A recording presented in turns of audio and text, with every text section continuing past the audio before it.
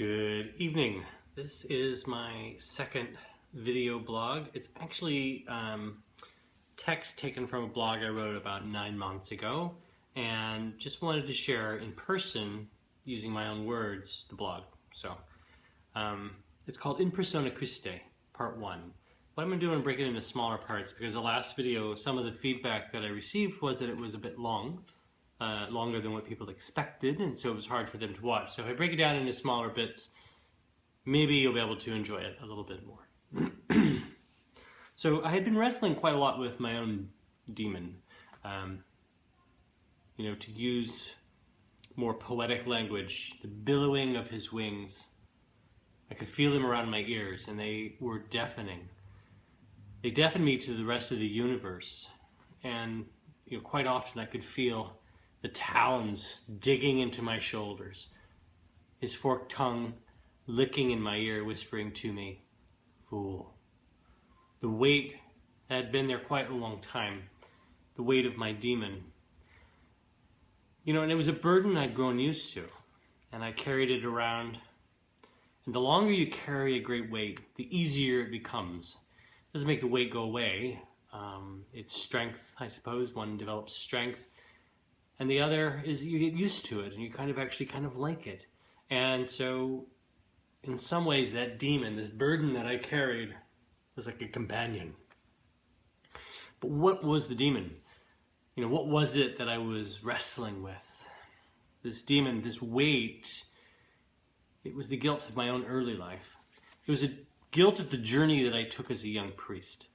And looking back on this road that I had traveled up until about 1999, actually, I was ashamed.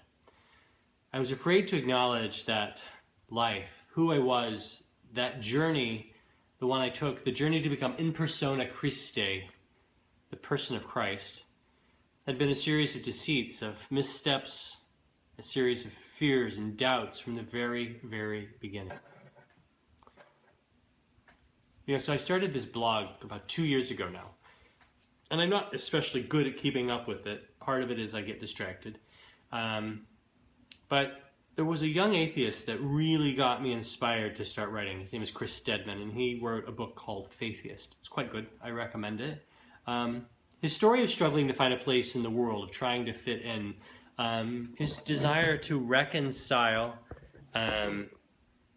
his own sexual orientation. It turns out he's also a gay young man. In his world, he lost himself in fundamentalist acceptance, in the world of fundamentalism. And then finding himself through the compassion act of his mother, it really was a marvelous story. His desire, as he wanted to better understand religion and theology, and a realization in that desire, he actually didn't believe in God. And there finding the desire to bridge the gap between belief, because he had this belief, and non-belief, that story is an inspiration to me. And in my own world, my entire family really is religious, and most of them are still quite embedded in their theology, primarily Catholic on my mother's side. And as a man who has gone from believing to not believing, finding common ground to bridge the gap between that belief and that non-belief, that book, Faithist, it was refreshing.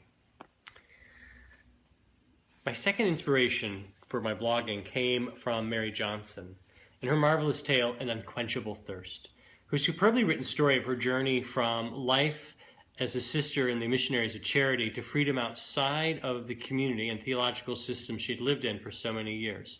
The story was the story that inspired the most in me, because it was the one that was closest to my own journey. I have maintained for years, really, actually, that being Catholic is more akin to being part of a community, at least almost as an ethnic group into itself. At the very least, it's like a small town. And in reading Mary's struggle in the impetuous rules that were arbitrary, and many of them were intended simply to hurt, in some cases meant to drive a sister towards greater holiness through suffering, well, the story resonated with me on a level of my own experience, as I said earlier.